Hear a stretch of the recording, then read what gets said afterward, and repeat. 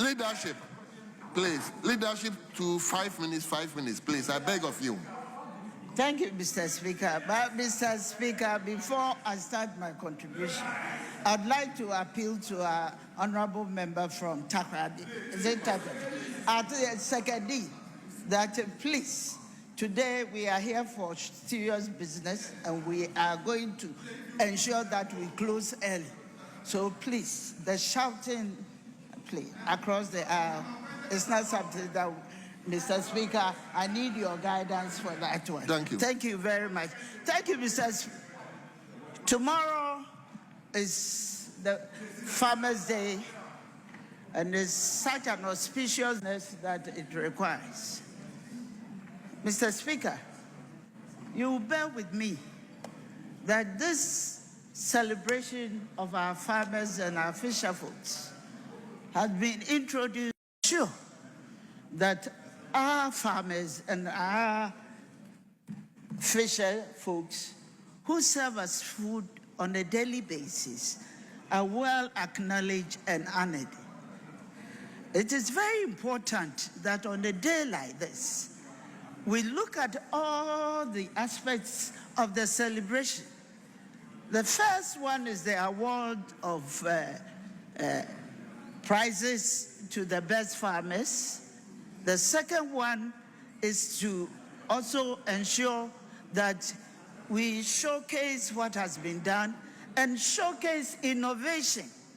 The theme that has been adopted for this particular celebration is apt, and it is very important that we pay attention to that and not propagate on that, on the theme.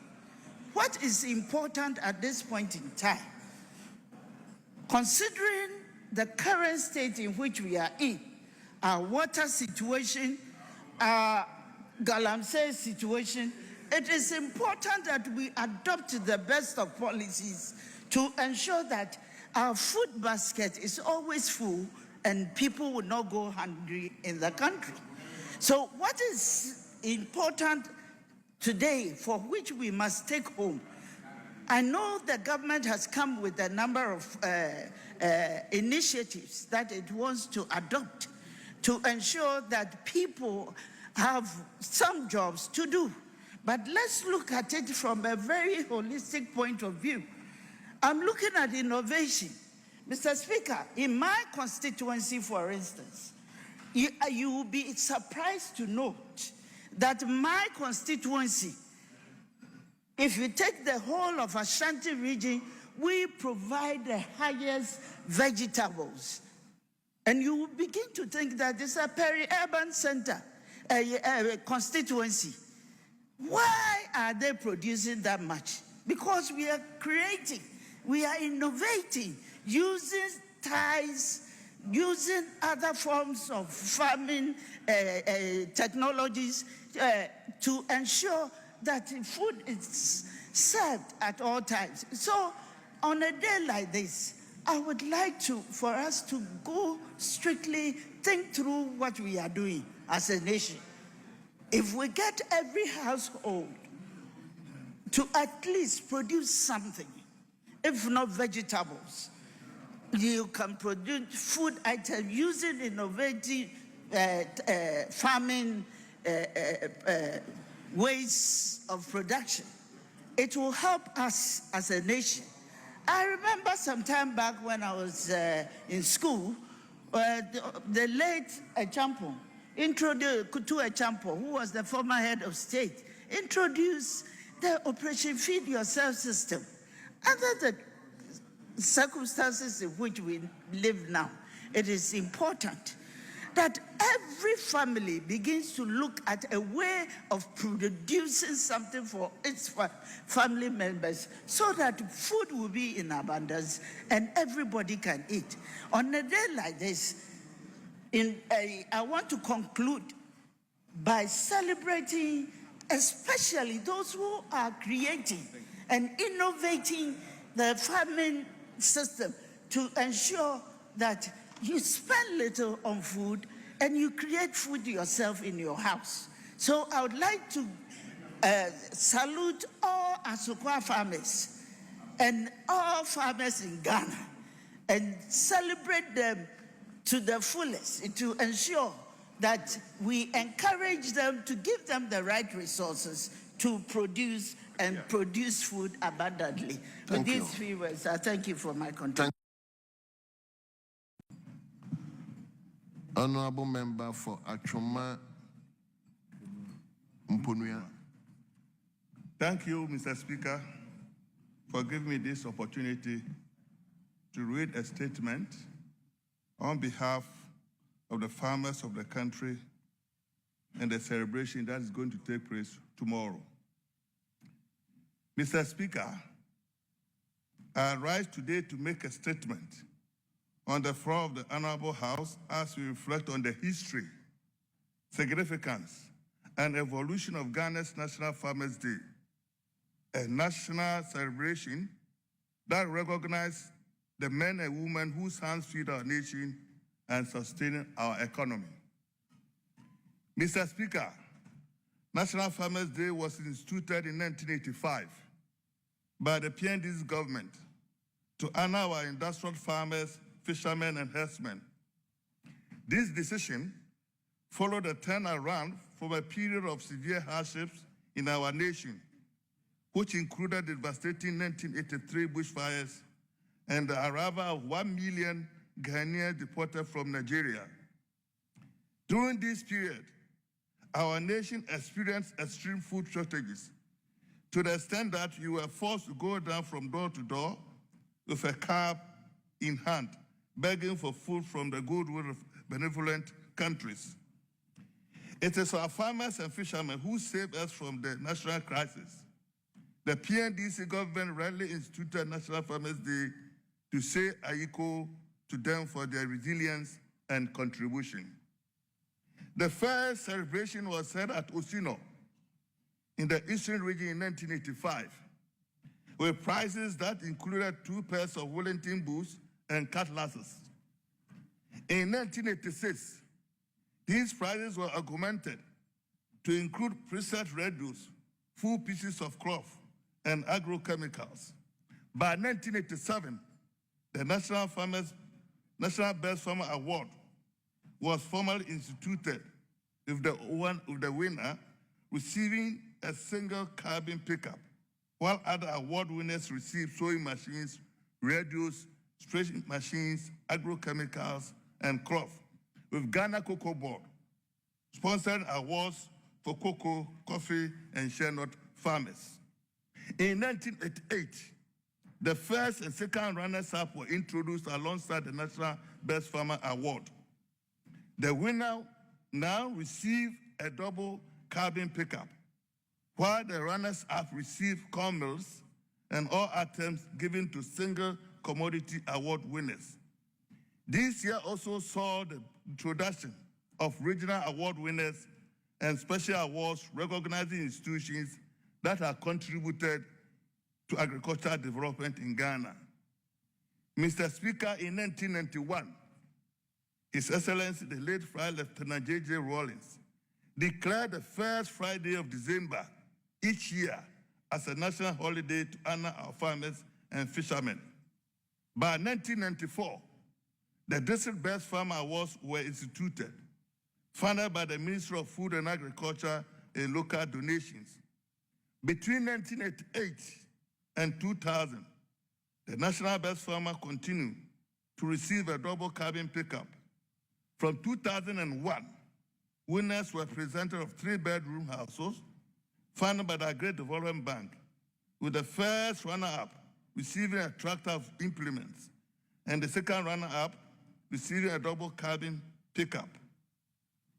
Since 2017, the National Best Farmer receives cash prizes to allow flexibility in using the funds for approved agriculture inputs. Mr. Speaker, the selection process for the National Best Farmer is painstaking, rigorous, involving preliminary selections at the district and regional levels. Farmers' activities are closely monitored by extension officers. Throughout the farming season, a committee composed of experts from University of Ghana, University of Cape Coast, Kwame Nkrumah University of Science and Technology, Research Development Studies, and research institutions together with extension officers, stores, farms to assess the candidates. This ensures that the final award decisions are fair, impartial, and merit-based. Mr. Speaker, the celebration highlights several key national values and significance. 1, national recognition and appreciation. It reinforces the message that agriculture is central to our survival, stability, and growth. Through the awards, now covering more than 16 categories, such as overall best farmer, best female farmer, best youth farmer, and best livestock farmer, the nation affirms its gratitude to those who feed us. 2, platform for innovation and learning. Farmers' Day has grown into a national platform for showcasing agricultural technologies, mechanization options, improved seeds, climate smart practices, and value chain innovations. The AgriFest, Ghana Fair, which precedes the day, brings together farmers, investors, researchers, agribusinesses for collaboration and knowledge sharing. 3, policies signaling. Themes chosen each year serves as indicators of government priorities. The 2023 theme supported the launch of Planting for Food and Jobs, Phase 2, emphasizing delivering smart solutions for sustainable food security and resilience. In 2024, the theme, Building Climate Resilient Agriculture for Sustainable Food Security, highlighted national concern for climate impacts. Theme for Ghana's National Farmers Day 2025. That is Feed Ghana, Eat Ghana, Secure the Future. 4, economic contribution. Agriculture continues to contribute significantly to GDP, employment, and exports. Organizations like AGRA and farmer networks continue to commend the resilience of Ghana farmers and advocate for improved financing, technology, and infrastructure. Mr. Speaker, of late, the celebration of Farmers' Day is marked by several important national activities. 1, agriculture fair and exhibition. Throughout the week, a national agriculture fair is held, featuring exhibitions of machinery, seedlings, agrochemicals, livestock, processed foods, irrigation technologies, and innovations from research institutions. 2, sponsorship and funding. Official launching of soliciting the sponsorship packages and funding. 3, national Durbar and award ceremony. On the Friday, the climax of the celebration features a grand Durbar of chiefs, farmers, fisherfolk, dignitaries, and stakeholders. Cultural performances, parades showcasing Ghana's agriculture diversity, speeches addressing national agriculture priorities, less representation for awards at district, regional, and national levels. As it commemorates the 41st edition of the national event, we are reminded that agriculture is the backbone of our food security, a pillar of economic growth, and a source of dignity for millions of Ghanaian households. This moment calls on all of us to support our farmers with better policies, funding, resources, ensuring that Ghana's agriculture continues to thrive and grow. Mr. Speaker, as Ghana celebrates 4 decades of Farmers' Day, it is important we strengthen the celebration itself to deepen its relevance, transparency, and national pride. I therefore suggest the following measures to improve the celebration activities. 1, institutionalize a permanent national organizing committee. A well-resourced permanent committee will ensure continuity, stronger planning, and better coordination across all regions and districts. 2, improve transparency of price structures. Publishing a clear price structure and award criteria ahead of time will improve fairness, public trust and sponsorship engagement. 3, expand corporate sponsorship. Formalizing a national sponsorship framework will enhance price equality while reducing financial burden on government. 4, strengthen district and regional celebrations. Providing logistical support with standardized guidelines will ensure quality and uniformity at the grassroots where most awards are presented. 5, enhance public education and media outreach. A month-long public awareness campaign before the celebration will highlight farm achievements and reinforce national respect for the sector. 6, digitalize the nomination and selection process. A digital system for nominations and documentation will reduce delays, improve accuracy, and enhance fairness. Mr. Speaker, implementing these reforms will elevate National Farmers Day into a celebration that reflects the true value of our hardworking farmers and fisherfolk, enhances transparency, strengthens national pride, and ensures that this important institution continues to grow in relevance and prestige. Let's use this occasion to honor the courage, resilience, and innovation of our farmers and fishermen. Let it also serve as a reminder of our duty as a nation and as legislatures to continue supporting agriculture, the very foundation upon which our nation's prosperity rests. Thank you, Mr. Speaker. Farmers' Day celebrations, hearing from what my colleague said, the history and the trajectory is very clear. It looks to me every year on year, slogans are being celebrated as against the individuals who are involved in the critical value chain.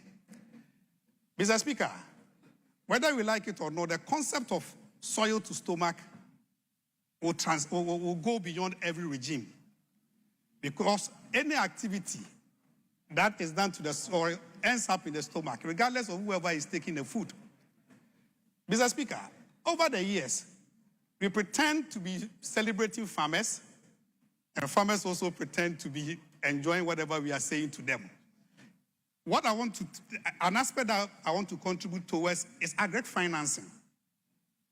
Our people are very desirous to farm, but access to capital is not sustainable. We established the Agricultural Development Bank with the overarching objective to assist farming.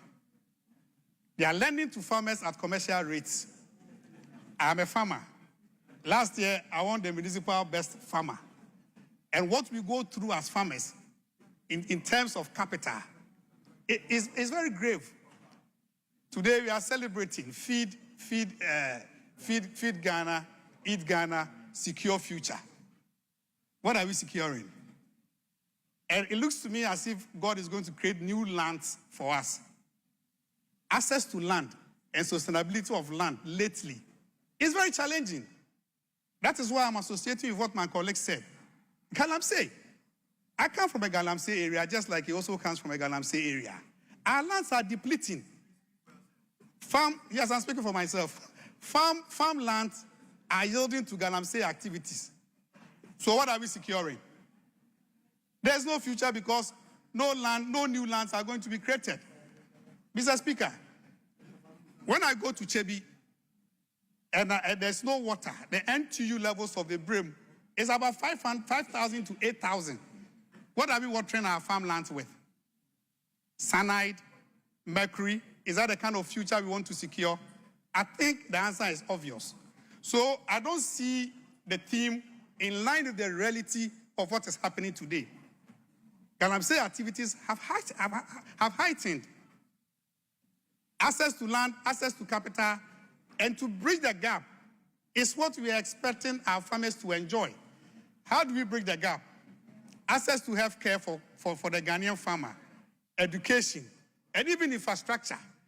Cocoa roads, have been cancelled. Access to food. How are we going to secure all this? So, Mr. Speaker, I wonder what we are really celebrating.